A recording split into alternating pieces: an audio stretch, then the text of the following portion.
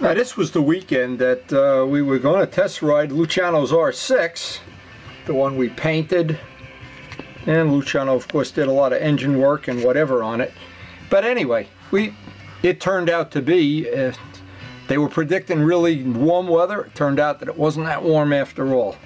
In fact, it was cold. It was really cold. In fact, what happened to my electric vest is it died halfway through the weekend, so I got a little taste of riding without an electric vest in cold weather. Anyway, we had a couple little things we wanted to try here. I wanted to hear Luciano's 1000. Now this is his old 1000 that he set up for the track day on May 8th. He's going to ride it on May 8th. And the next time we get to go with him, we're going to, obviously, hopefully I'll get to ride it, he'll get to ride it, and swap bikes as we do. Now it turned out this day was really a nice day. It was cold, but it was nice at the same time. And Tim, who had a unfortunate accident at the end of last year with this is his bike, and he had an unfortunate accident. The exhaust system was destroyed, front rim was bent, among other things, and he got it all pieced back together. And I had some parts for him back at the house, that extra GS parts that I've accumulated. You can see the mileage in this, 76,000. It's an 850, a shaft drive, and when I've driven this bike, it rides just like my GS. It's just a nice, comfortable, even more comfortable two-up, of course, and handles real nice. And Tim seems to have no trouble keeping up with the R6s and whatever in our crowd. But he's got an advantage, and it's a sneaky advantage, and we're going to expose this on him. He's only 23 years old. So when I was 23, I used to be able to do things I can't do now either. Well, anyway, we like riding with Tim. He's a good one. He got to meet Larry for the first time, and we all had a, I guess, about 120 or 30 mile an hour ride. We wound up at Luciano's, and of course Luciano, we always hang out at his house for a little while he decides which of the 35 bikes he's going to ride and which of his 20 leather jackets he's going to wear that match each of his 40 motorcycles. So I don't have that. I only have 2 sets of leather. Actually I have 3, but they're all black, so you never even know which ones I'm wearing. But anyway, he decided to be an all resplendent blue today, get his whole track day thing going to match his R6, and we headed out. Now I got to ride the bike up to Perkins, and this is a sweet, sweet bike. Now I'm not sure in this year if they made more than one version of this bike, but this bike is really a nice street bike. I'm not sure what the differences are, if any, but it's a sweet, just bike to take to work. The riding position isn't terribly uncomfortable at all. It's about the same as Sophia, and definitely not an all-out lay down, let's see how long your back's going to hold out bike. I think you could take this bike on a 150-mile ride. And he's got a couple little things to straighten out. He's got 2 exhaust systems for it, I think, but I'm not sure. And there was some other issues with the instruments. He had Day-Glo instruments or something that the guy who owned the bike before him had on. He got rid of those. But as we get up to Perkins, of course, you know, we like to use that as our, for me it's about 65 miles for the ride up there. So it's a nice midway point on any ride. Take a little break. And we hung out with 2 people that were both pretty interesting. This guy had one of the real blinged out BMWs that I think you could ride to the moon with. I'm not sure how much luggage you could put in this. Probably more than my Volkswagen.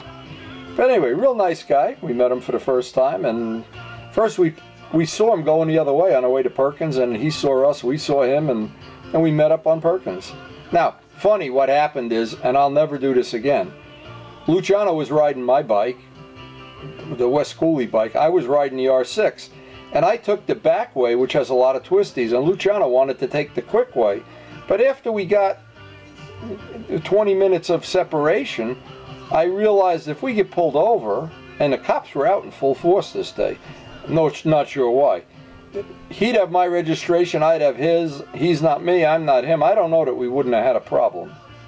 Or anything where the registration is necessary. Now, we were looking at this Beamer's foot pegs, and I was just thinking, wow, you know, you get in a crash, if you happen to hit that with your face, that could ruin your whole day. But of course, you're not supposed to do that. This is one of the later ones. I think this is an oil. Yeah, it's an oil-cooled one. And I'm amazed at, now see, I don't have any real interest in, because I'm basically a diaper changer now, but these long cross-country rides, I guess you got to be a bachelor, or you got to have a real understanding wife, or whatever. But I'd love to do it if I had. My life gets in the way of that. But I look at these bikes, and they're just gigantic. They sit up high, and there's windshields on everything. There's windshields on the hand grips. And I'm envious, like people like Tim that have gone cross country. Tim went cross country on his 850. I'm jealous that you can get that time off, but anyway, and today, actually, it's right happening as I'm putting this on YouTube. The MotoGP down in Texas is happening. I'm not sure who won. We'll find out later. Another interesting guy, and when it's not crowded up there, you tend to socialize with new people. When it's crowded, you tend to socialize with your old friends. But I looked at this victory. Now, there's another thing. I'm looking forward to seeing this first Indian that they're coming out with. But I looked at this victory real close. I look at this taillight.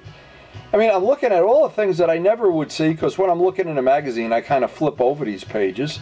But I looked at this real close. The paint is absolutely beautiful. And one thing I always appreciate is a clean bike. And that victory was about as clean as, maybe it's a relatively new bike too, I don't know. And it's really styled nice and everything. There's a lot of nice styling touches to it. Now, I'm not a cruiser guy, but I could really appreciate some nice styling there. And I'm sure you'd never have somebody say, I didn't see his blinkers. Look, the blinkers are bigger than my gas tank. And it's styled pretty nice. Now, we all looked at it, and this is what's nice about a day that's not real crowded up there. I guess it wasn't crowded because of the temperature. It was in the 40s. And look at the dashboard. Even the dashboard's nice. Kind of like a GS thing with 4 gauges. I just, when Luciano had to leave, he's got a tree stump to take out, so I don't even know if he's going to be able to join us tomorrow, but he's got yard work to do. I try to do the yard work while the baby's napping. I got to start mowing grass and whatever. Typical homeowner stuff. And then, of course, we all got to check out Larry's bike. He's been polishing parts on it. Every time we see him, he's got something new polished. And Jose's bike, which I haven't seen this bike. I saw it over the weekend. A V4 Honda, real nice.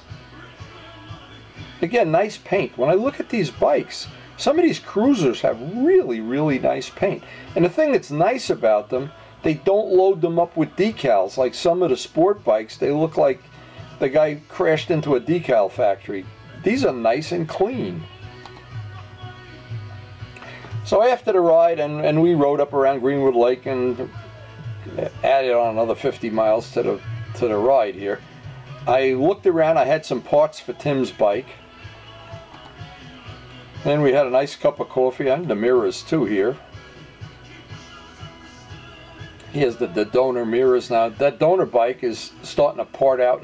We still need a crankshaft, and Pokey has sworn he's going to get me a crankshaft before November. That's the deadline. If he wants his bike painted for free, you got to get me a crankshaft.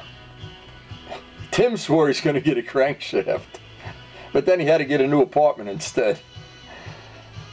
But anyway, we do enjoy Tim's company, and Karen enjoyed his company. We got to hear about his personal life a little bit. And he was one of the inspirations for the West Cooley project that actually, he even found me the West Cooley clock that I have in my shop right now. So, and again, this is Sunday's photos. I went up alone Sunday because pretty much Luciano was still working on that tree stump. He refuses to get a backhoe. He's going to do it by hand. So, but he's one tough dude. So I expect by now the tree stump might even be out. And I'm looking at some of these. Now, there was an awful lot of cruisers up there this day. And see what I mean about typical bikes that have all the stripes on them? Yeah, if that appeals to you, I guess if you're a young guy, it appeals to you. This kind of appeals to me. If this type of bike, not a lot of ornamentation, a nice clean color. It's that pearl white Triumph comes out with. And then our buddy the drag racer was there. Now I'm not sure how many years of drag racing he has, but he's got 2 of these and a spare motor, I think. And he's drag raced them, and he loves having the classic bikes. He was telling me how tough it is to get the carburetors back on. I mean, get the airbox back on. I said, you know, next time you have to do this, I'll tell you what, you put the airbox on the GS, and I'll put the airbox on the Kawasaki. In fact, Luciano got so mad one time on one of the Suzukis getting the airbox off, he just cut it in half. Radical surgery. Radical. So I had a lot of good conversation about these electric vests. Now I know a lot about them. Because when I got back from this ride, I had to take the controller apart. I found out what was wrong.